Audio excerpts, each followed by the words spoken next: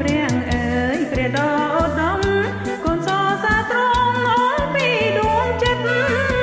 ព្រះអង្គជាព្រះដ៏ពិតទ្រង់ប្រទានជីវិតដល់នៅអង្គរទ្រង់យាងមកដើម្បីកូនស៊ូបងកាយខ្លួនឲ្យកូនបានជីវិតនៃស្រឡាញ់មកពីព្រះពិតហើយកូនបានចូលចិត្តព្រះបបិតាថ្ងៃមួយកូននឹងជួបទ្រង់ព្រះដ៏ឧត្តមចាំទទួលកូនថ្ងៃនោះប្រលឹងកូនមិនសោតព្រោះទ្រង់ចែកឈ្មោះកូនក្នុងបញ្ជីជីវិត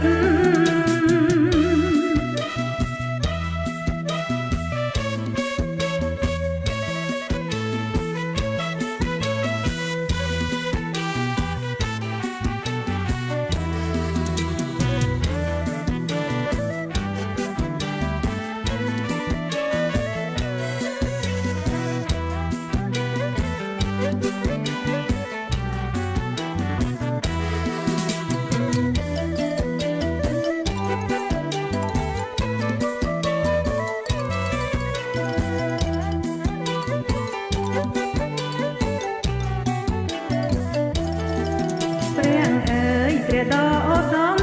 កូនសរសើរទ្រង់អងពីដួងចិត្តព្រះអង្គជាព្រះដ៏ពិតទ្រង់ប្រទានជីវិតដល់នៅអង្គរទ្រង់យាងមកដើម្បីកូនស៊ូបងកាយខ្លួនឲ្យកូនបានជីវិតដីស្រ